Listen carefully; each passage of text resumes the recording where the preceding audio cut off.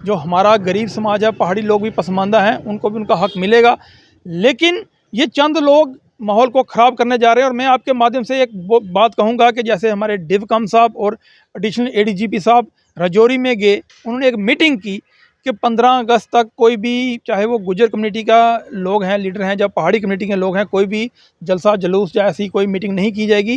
तो हम law abiding citizen हैं, हम कानून को मानते हैं, तो हमने उस पर विश्वास रखा। कितने हमारे प्रोग्राम राजौरी पुंछ में थे, हमने वो सारे पोस्टपोन कर दिए 15 तारीख तक। लेकिन दूसरे या तीसरे दिन हम देखते हैं कि जम्मू में एक प्रोटेस्ट होता है डिवकम ऑफिस के बाहर ही।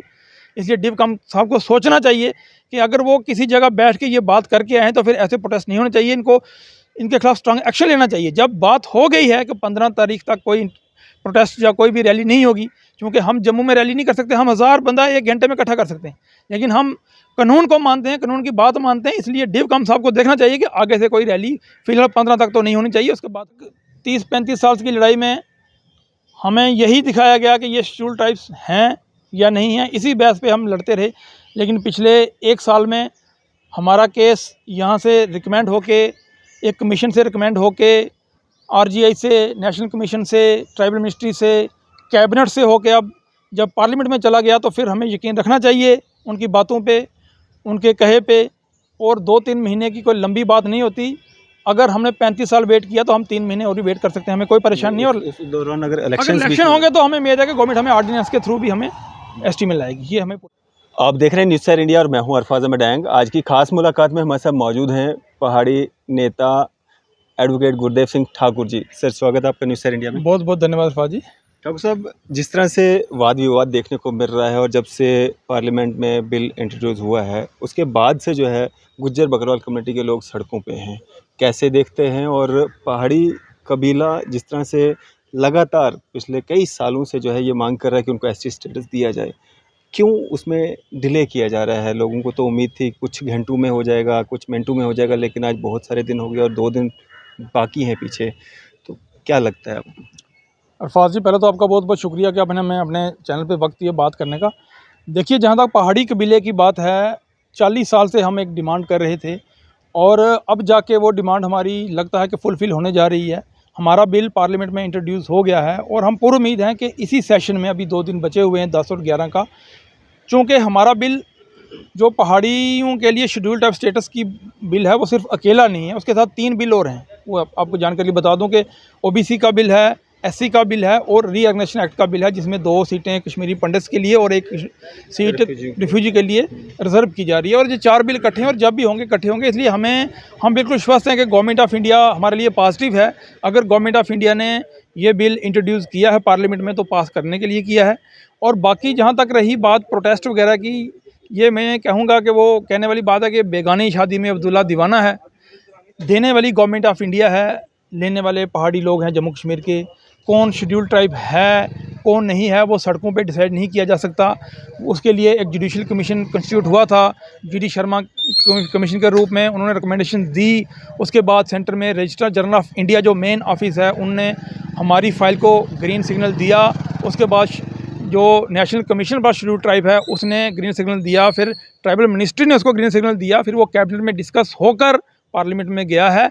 इसलिए ये कहना कि कौन शेड्यूल ट्राइब्स है, कौन नहीं है, कौन डिसाइड करेगा, ये बड़ी पुरानी बातें हो चुकी हैं। अब ये देखने वाली बात है कि किस दिन हमारा बिल पार्लियामेंट और राज्यसभा से पास होकर प्रेसिडेंट के पास जाता है और उसके बाद एक्ट बन के आता है। बाकी जहाँ तक रही बात प्रोटेस्ट की, मैं आपको बताऊँ कि कुछ चंद नौजवान जो अपनी सियासत चमकाने के लिए कहो, अपना नाम बनाने के लिए कहो, या फिर कोई अपने पॉलिटिकल गेन के लिए ये प्रोटेस्ट कर रहे हैं। जितने भी बड़े हमारे गुज्जर समाज के, बकरवाल समाज के बड़े बड़े लीडर हैं, जिनके पास पब्लिक का मैंडेट है, हमने किसी की कोई आवाज़ नहीं सुनी, कोई बयान नहीं सुना। आपने कल परसों किसी चैनल पे तालिब चौधरी साहब का इंटरव्यू सुना होगा, जो हमारे एक्स मेंबर पार्लियामेंट हैं, मिनिस्टर रहे हैं, एमएलए रहे हैं। उन्होंने भी बड़ा पॉजिटिव बोला है कि अगर गुज्जर बकरवाल का 10% इंटैक्ट रहता है स्टेट में, तो उनको कोई परेशानी नहीं है कि पहाड़ियों को उनका हिस्सा दिया जाए। इसलिए ये प्रोटेस्ट वगैरह ये फॉर द टाइम बिंग है, अपनी सियासत चमकाने के लिए। लेकिन इसमें भी देखिए, बदकिस्मती की बात ये है कि हम लोग 40 साल से एक डिमांड कर रहे हैं, लेकिन आज तक हमारे नौजवानों ने सब्र से काम लिया। एक नारा हमने कभी गलत नारा नहीं लगाया। और अभी आपने जो लोग 35-40 साल से एसटी उसको एंजॉय कर रहे हैं, उसका बेनिफिट ले रहे हैं, और वो पूंछ में कैसे नारे लगाते हैं कि उनको आज़ादी चाहिए, उनको ये चाहिए। उनको किस चीज़ से आज़ादी चाहिए? मैं तो गवर्नमेंट ऑफ इंडिया से अपील करूंगा कि उनको एसटी से आज़ाद किया जाए। और दूसरी बात रही कि ये समाज को बहकाने की, लड़ाने की बातें की जा रही हैं, इसलिए मेरी उनसे भी अपील है कि वो धैर्य बनाए रखें। हमें शेड्यूल टाइप स्टेटस मिलने वाला है, वो ऐसे अब जो प्रोटेस्ट वगैरह छोड़ दें और अपनी कम्युनिटी को संभालें। फिर जिन लड़कों की आप बात कर रहे हैं, चंद लड़के हैं जो प्रोटेस्ट कर रहे हैं, लेकिन उनके पीछे की जो भीड़ है वो कौन लोग हैं?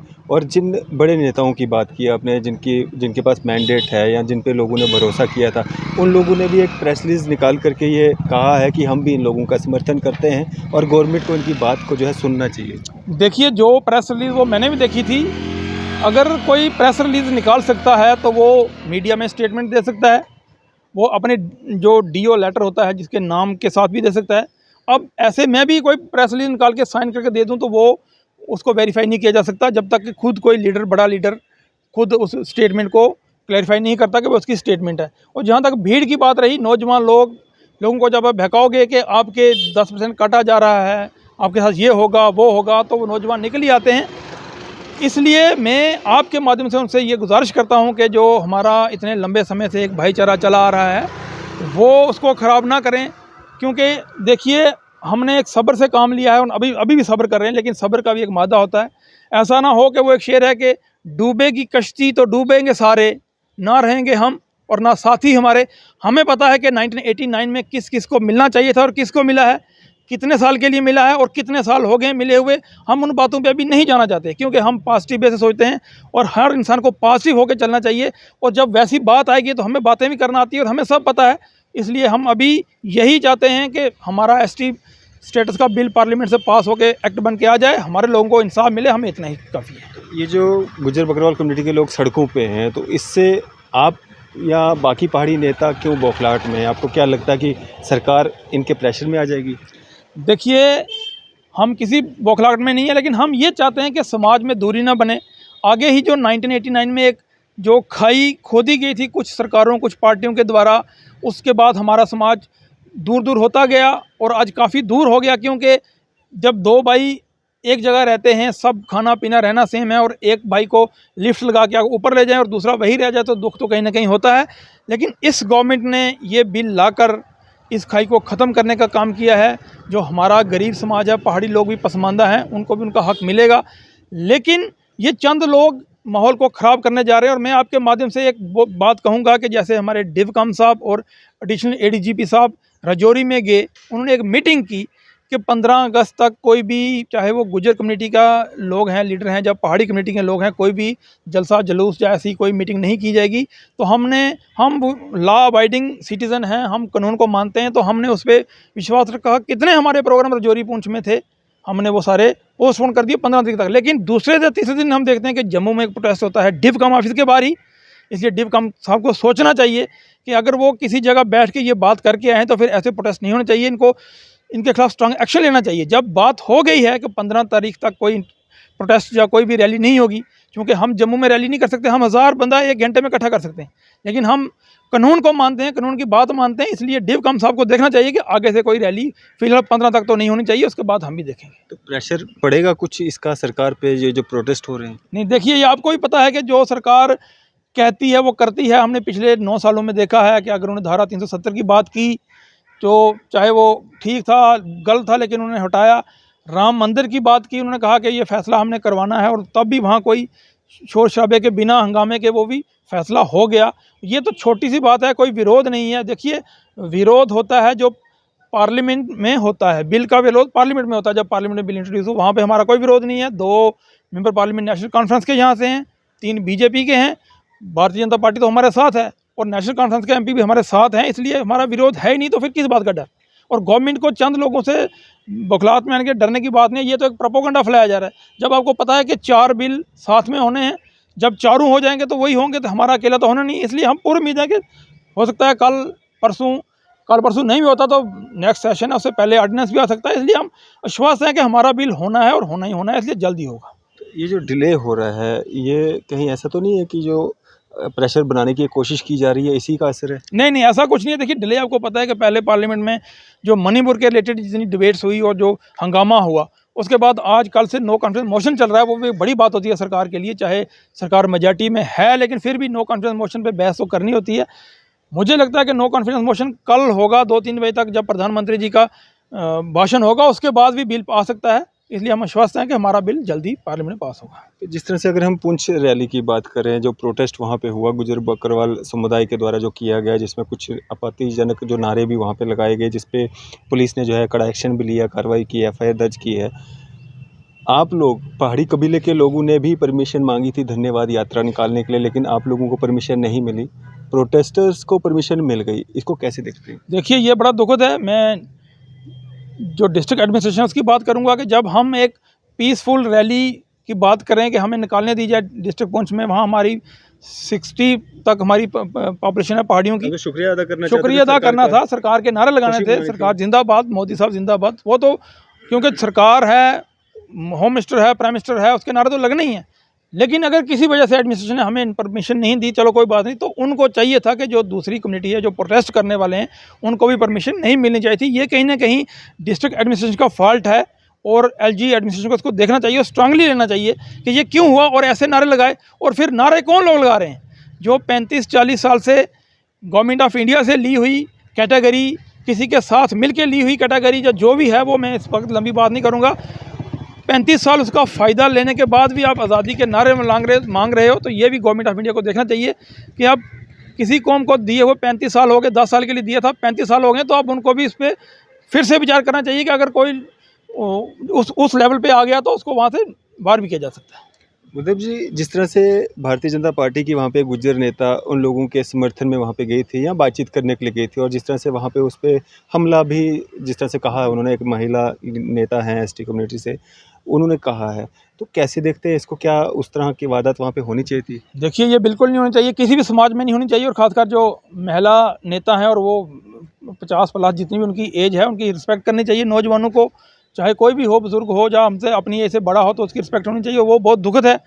और वो फिर उसी समाज से आते हैं और उनको समझाने के लिए गए थे। जो हमारे बड़े बुज़ुर्ग हैं, उनका राइट बनता है कि वो छोटे को कुछ भी आके समझा सकते हैं। और जिस तरह से उनके खिलाफ नारेबाजी हुई, मैं कहता हूं कि इसको कंडेम किया जाना चाहिए और उन लोगों के खिलाफ भी एक्शन लेना चाहिए जिन्होंने उस महिला नेता को वहाँ पे एक किस्म से तंग किया, या जो भी उनके साथ किया, वो बहुत गलत था। गुरदेव जी, एक गुज्जर कम्युनिटी के नेता हैं, आम आदमी पार्टी के सीनियर नेता हैं सफ़ीर चौधरी साहब, उनका ये कहना है, ये मानना है कि अगर पहाड़ी कबीले को एसटी स्टेटस दिया जाता है, उसमें कोई दिक्कत या परेशानी किसी को भी नहीं होनी चाहिए, वो भी एसटी कम्युनिटी से बिलोंग करते हैं। लेकिन उन्होंने ये कहा है कि जो क्रीमी लेयर्स हैं, उनको बाहर का रास्ता दिखाना चाहिए, चाहे वो गुज्जर बकरवाल कम्युनिटी का हो, चाहे वो पहाड़ी कबीले के लोगों को इस एसटी स्टेटस में शामिल करना हो। जो क्रीमी लेयर में आते हैं लोग, उनको बाहर का रास्ता दिखाया जाना चाहिए। देखिए, यहाँ तक एससी या एसटी की बात है, मुझे तो लगता नहीं कि इसमें क्रीमी लेयर को बाहर किया जा सकता है, क्योंकि ये डायरेक्टली वहाँ कास्ट से जुड़ी होती है, यहाँ ट्राइब से जुड़ी हुई है। लेकिन फिर भी अगर ये सारा डोमेन गवर्नमेंट ऑफ इंडिया का है, वो वहाँ पे बड़े इंटेलेक्चुअल लोग बैठे हैं, वो जो भी फैसला लेंगे हमें मंजूर है। वो क्रीमी लेयर को रखेंगे या नहीं रखेंगे, उससे अभी हम उस डिस्कशन में नहीं पढ़ना चाहते। हमारा यही है कि शेड्यूल्ड ट्राइब स्टेटस पहाड़ियों को जम्मू कश्मीर में दिया जाए, हमारी फ़िलहाल यही मांग है। बाकी गवर्नमेंट ऑफ इंडिया, उनके पास बड़े बड़े ऑफिसर, इंटेलिजेंट लोग बैठे हुए हैं जो KAS या IAS करके वहाँ पे उसको देख रहे हैं। वो जो बेहतर होगा वही किया जाएगा। जिस तरह से ये भी कहा जा रहा है, अमित शाह जी ये खुद कह रहे हैं कि गुज्जर बकरवाल कम्युनिटी को जो कोटा मिला हुआ है, या जो पहले से जो कम्युनिटीज़ इस एसटी के दर्जे में आती हैं, उनके साथ कोई भी छेड़छाड़ नहीं की जाएगी। लेकिन अगर पॉलिटिकल रिजर्वेशन जो उन लोगों के लिए दी गई थी, या नौकरियां जो उन लोगों के लिए रखी गई थी, या बाकी सारी जो स्कीम्स उन लोगों के लिए रखी गई थी, क्या उसमें जो बाद में लोग आएंगे या कोटे को बढ़ाया जाएगा, क्या वो लोग उसमें पार्टिसिपेट नहीं करेंगे? देखिए, माननीय अमित शाह जी ने बारामूला में भी कहा, राजौरी में भी लाखों की तादाद में जब पहाड़ी लोग वहाँ पे उनके जलसे में आए थे, उन्होंने पहले यही कहा था कि हम स्टेट में जो गुज्जर बकरवाल भाइयों का 10% है उसको इंटैक्ट रखेंगे। वो नौकरियों में है, एडमिशन्स में है, स्कॉलरशिप में, उसको इंटैक्ट रखा जाएगा। और पहाड़ियों को अलग से जितना भी 8% या 10% दिया जाएगा। वो है स्टेट की बात। और जो सेंटर की बात है, आपको पता है कि सेंटर में 756 कबीले ऑलरेडी ST में हैं, और ये 4 कबीले जो नए ऐड होने हैं तो 760 हो जाएंगे। ऑलरेडी 2011 के सेंसस के मुताबिक करीबन 12 करोड़ लोग ST में आते हैं, तो 10 या 12-15 लाख लोग और उसमें ऐड हो जाएंगे, उसमें कोई फ़र्क नहीं पड़ने वाला। इसलिए जो लोग नए ऐड होंगे, चाहे वो पॉलिटिकल रिजर्वेशन की अलग बात है, लेकिन जो नौकरियां हैं, जो स्कॉलरशिप है या एडमिशन्स है, वो सेपरेट कोटा होगा, पहाड़ियों का अलग से होगा, गुज्जर बकरवाल कमेटी का अलग से होगा। इसलिए पता नहीं क्यों लोग ये प्रोटेस्ट कर रहे हैं। हालांकि चौधरी तालु साहब ने भी परसों एक इंटरव्यू में कहा कि हमारा जब इंटैक्ट है तो हमें ऐसा करना नहीं चाहिए, और ये उन लोगों को भी पता है जो प्रोटेस्ट कर रहे हैं। उसके बाद भी ठीक है, किसी का प्रोटेस्ट करना उसका कानूनी हक है, फंडामेंटल राइट, वो प्रोटेस्ट कर सकता है, लेकिन वो काम ना करें जिससे आपके समाज पे असर पड़े, हमारे लोगों पे असर पड़े और आने वाली जनरेशन पे असर पड़े। इससे जो हमारे लोगों के दिलो दिमाग हैं उन पे असर ज़रूर पड़ता है कि जब हम हमारा हक मांग रहे हैं तो दूसरा हमारे खिलाफ क्यों प्रोटेस्ट कर रहा है। ये बिल्कुल जायज़ बात है, और दुख होता है कि हम जब उनकी बारी थी तो हम उनके साथ खड़े थे, और जब हमारी बारी है तो वो हमारे खिलाफ हैं। ये बात है, इसको देखा जाएगा आगे आने वाले वक्त में। फ़िलहाल हमारी यही डिमांड है कि जल्द से जल्द हमारा बिल पार्लियामेंट से पास होके हमें एसटी मिलना चाहिए।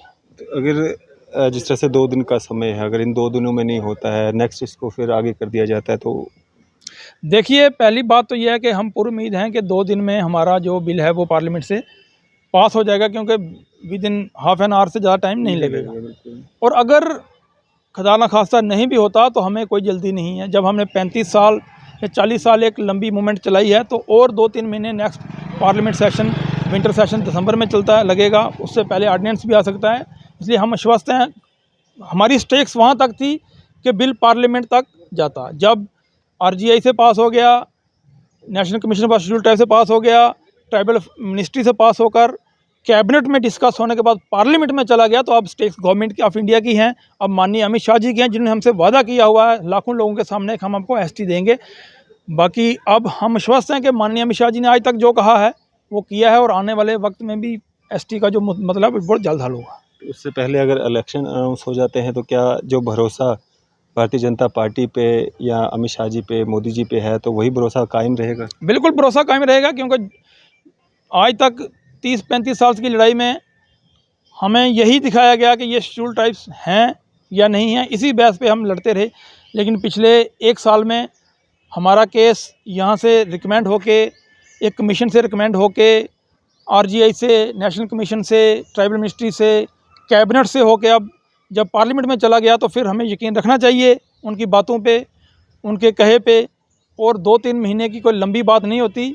अगर हमने 35 साल वेट किया तो हम 3 महीने और भी वेट कर सकते हैं, हमें कोई परेशानी नहीं। और उस दौरान अगर अगर इलेक्शन इलेक्शन होंगे तो हमें उम्मीद है कि गवर्नमेंट हमें ऑर्डिनेंस के थ्रू भी हमें एसटी मिल जाएगी, ये हमें पूरा यकीन है। चलें, शुक्रिया हमारे से बातचीत बहुत करने बहुत शुक्रिया फराज जी। तो ये थे हमारे साथ एडवोकेट गुरदेव सिंह ठाकुर साहब। आपकी इस सब पे क्या राय है? आप भी अपनी राय जो है ज़रूर साझा कीजिएगा। इसी तरह की मजीद अपडेट्स के लिए आप देखते रहें न्यूज़ सैर इंडिया। मैं अरफाज मडैंग, कैमरामैन शाहनवाज के साथ।